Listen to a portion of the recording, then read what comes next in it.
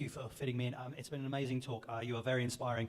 My name is Matt. I'm an author. One final question. After hearing all the positive things, why do you think, from your experience, so many people in the West are intimidated by Islam? What do you think? Very good question. The brother asked the most important question of the session. That if I talk so good things, why is the West so intimidated? It is because of the media. Today, there is virulent propaganda regarding Islam on the international media, whether it be international channels, international radio stations, the newspapers, the magazines. According to Time magazine, in a span of 150 years, from 1800 to 1950, there were 60,000 books written against Islam and the Prophet. 60,000. Now it's increased. So depending upon how the media portrays Islam, and you might have heard, I said the solution for terrorism is there in Quran. I said that, you heard the answer of mine. But the West is blaming Muslims to be terrorists. I don't know. My government is saying that I'm a terrorist. Do I look like a terrorist? No. Yes, but the government is saying that. What do we have to do? That's what the people are saying, that my last and final messenger, Prophet Muhammad Sallallahu Alaihi Wasallam, was a terrorist. I don't agree with it. So what we have to do, we have to practically demonstrate.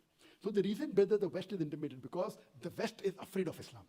Why it's afraid? If Islam is successful, then people won't be able to flirt around with their girlfriends. They won't be able to do fornication.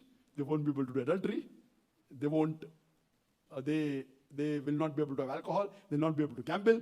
This is all, I would say, a fictitious happiness.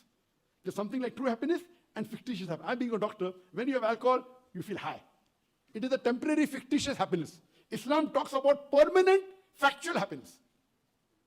And the permanent factual happiness can only happen if you accept Islam.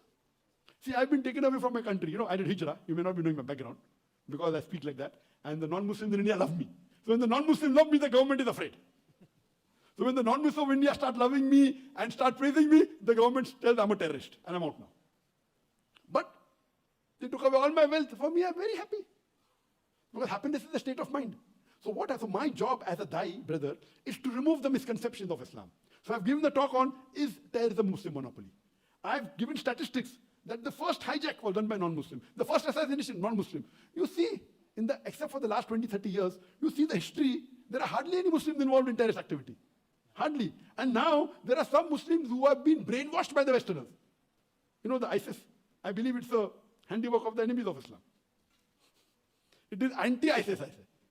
There's no ISIS, Islamic State of Iraq. It is not. It is a handiwork of the enemies of Islam, promoting them to spoil the picture of Islam. How can Islam doesn't believe in killing innocent human being? The person says, I'm a Muslim, la ilaha illallah, Allahu Akbar, and kills a non-Muslim. It is non-Muslims programming them, paying them.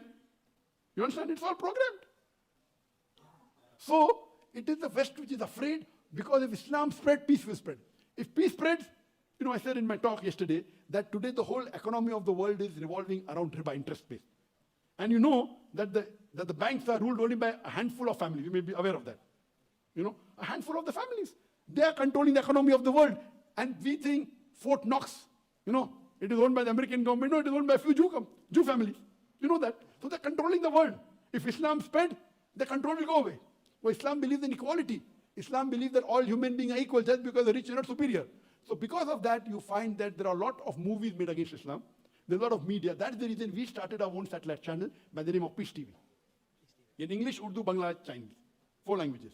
It's on 15 satellites.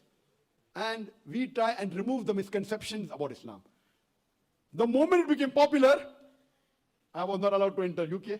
Because when I gave talks, there were 25,000 people. Oh, 25,000 people, problem. In New York, we were going to give a talk in the Madison Square Garden. Now I don't have visa. I went to USA many times. But when there were 2,000, 5,000, they had no problem. When it became 25,000, 30,000, they have problem. The largest audience, they are afraid that people will come to the truth. So what we are doing, we are going by satellite.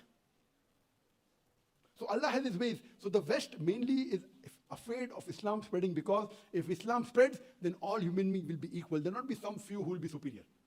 In Islam, human beings are equal. Just because the rich are not superior, we can love each other, we can embrace the other person. So Islam, you get the true happiness. So this talk was based on that the Islamic value of true happiness is a person doesn't have to be rich to be happy. And actually, if you analyze, brother, the rich people are happy. The rich people require tablets to sleep. The person who is poor is happy. So the true happiness is you understand the life, understand the human values, so that we follow the commandments of our Creator. Hope that answers the question. Thank you very much. Thank you. You're most welcome.